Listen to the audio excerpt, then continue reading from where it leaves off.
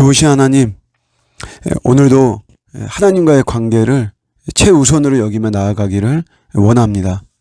하나님과 함께하는 깊은 내면의 삶이 있기를 정말 원합니다. 무언가를 얻으려고 하나님을 찾아가는 기복적인 우리 신앙 되지 않게 하시고, 무엇인가를 얻지 못한다라고 하더라도 주의 이름을 부르고 또 주님을 생각하고 또 내가 주님 편이고 주님이 나의 편이라고 하는 이 사실 하나만으로도 기쁨과 또 소망의 이런 시간들을 가질 수 있도록 저희들 이끌어 주시옵소서. 감사드리고 예수님의 이름으로 기도드립니다. 아멘. 네, 오늘부터는 예레미야서 매일 묵상입니다. 1장 6절 7절 읽겠습니다. 내가 이르되 슬프도소이다. 주 여호와여 보소서. 나는 아이라 말할 줄 알지 못하나이다 하니 여호와께서 내게 이르시되 너는 아이라 말하지 말고 내가 너를 누구에게 보내든지 너는 가며 내가 내게 무엇을 명령하든지 너는 말할지니라. 아멘.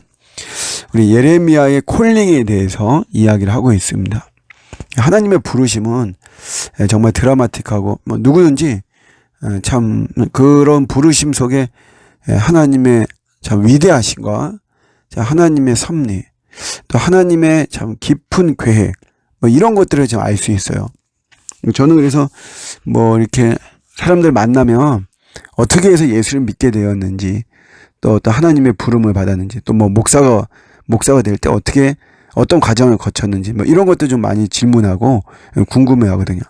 예레미야는 오늘도 이제 자기는 아이라는 말을 쓰잖아요. 여기 20살 이전이에요. 이전. 그러니까 우리가 볼 때는 10대로 이렇게 많이 보고 그러죠. 그런데 사실 더 눈여겨봐야 되는 것은 1절에 보시면 베냐민 땅 아나돗의 제사장들 중 실기야의 아들 예레미야의 말이라. 그래서 이 아나돗이라고 하는 요 지역이 어필이 되고 있어요. 요거는 이제 뭐냐면 원래 다윗 왕 이후에 솔로몬이 이제 왕이 되었지만 그 과정에 아도니아가 스스로 왕이 되려고 했어요. 원래는 이제 서열 1순위입니다. 이 아도니아가. 그러다 보니까 왕에 대한 어떤 그 왕위 계승에 대한 야망도 있었고 여러 가지 정황상 이제 자기가 될 확률이 많았던 거죠. 그러나 하나님의 언약의 흐름은 솔로몬에게 간 건데, 그래서 이 아도니아는 다윗 왕과 상의하지 않고 자기가 이제 왕이 되려고 음모를 꾸미고 동조자를 모으죠. 그러면 두 부류가 중요해요. 군사력과 종교, 요 분야를 잡아야 되거든요. 그래서 이 아도니아가 군사는 요압 장군을 잡았어요. 그리고 종교는 아비아다를 자기 편으로 잡았습니다. 그러다 결국은 이제 결과론적으로 솔로몬이 왕이 되면서 이 아비아달이 이 솔로몬에 볼 때는 이제 반대파잖아요. 그래서 차마 이제 죽이지는 않고 유배를 시켰습니다. 고향으로. 그 고향이 어디냐면 아나돗이에요. 그래서 이 아나돗, 그때부터 이제 계속해서 이들은 이제 유배당하는 이런 가문이죠. 그러니까 예레미야가 바로 이런 유배당한 가문에서 난 선지자죠. 그러니까 그의 시각은 사실은 주류의 시각은 아니죠.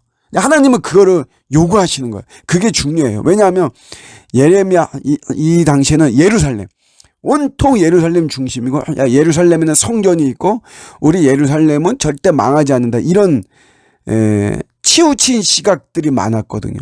근데 그런 거에 비해서 굉장히 객관성을 가지고 보는 시각이 필요했는데, 그게 바로 아나돗, 패망한 가문이고 비주류의 가문이지만 그러나 정신과 신앙은 올바르게 박혀있는 이 아나돗의 예레미야가 적임자죠.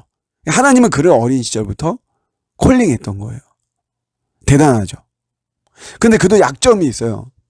작은 아이, 지금 자기 준비되지도 않고 자기 아무것도 모르고, 그러나 하나님의 사람을 쓰시고 하나님의 일에는 우리 인간의 약점이 그렇게 절대적인 것은 아니죠.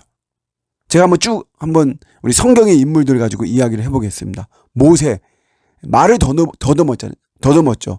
말 잘 못한다 그랬잖아요. 자기가 말할 때. 다윗도 사실은 뭐 물론 이제 하나님이 쓰신 이유지만 다윗도 계속해서 막 간통과 살인과 권력 남용 이런 것이 있었고, 원래 등장할 때도 사울의 투구와 갑옷을 물려받으려고 했지만 사실 그게 몸에 맞지 않았잖아요. 그런 모습도 있었고, 디모데 같은 경우에는 지병이 있었고, 아모스 선지자 배운 게 농사밖에 없어요.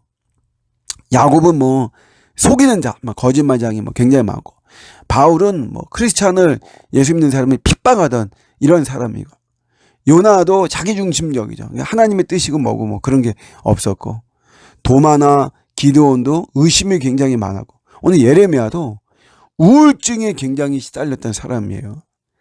대표적으로 엘리야하고 같이 우울 성향이 많았던 사람이 바로 이 예레미야입니다. 그러니까 이제 이런 거 볼 때 여러분 약점이 되게 굉장히 주의 일을 하는데 지장이 있을 것 같지만, 하나님은 다 그런 사람들을 사용하시는 거잖아요. 그런 사람들 뭐 사실은 가시가 없고 약점이 없는 사람이 어디 있습니까? 그런데 중요한 거는 오늘 하나님께서 말씀하신 대로 내가 너와 함께 한다는 거죠. 내가 너를 보낸다 이거야. 누구에게든지 내가 너를 보내니까 너는 그것을 말만 하면 된다. 선포만 하면 된다. 하나님 하시는 거니까. 우리의 삶 속에 여러 가지 가시와 약점이 있고, 저도 그런 것 때문에 좀 아쉬움이 많고 막 그래도 그게 뭐가 문제가 되겠어요. 하나님 손에 붙들리고 하나님이 하시겠다고 하면 되니까. 그런 하나님을 신뢰하면서 우리가 더 하나님 뜻대로만 나아가는, 이게 중요합니다.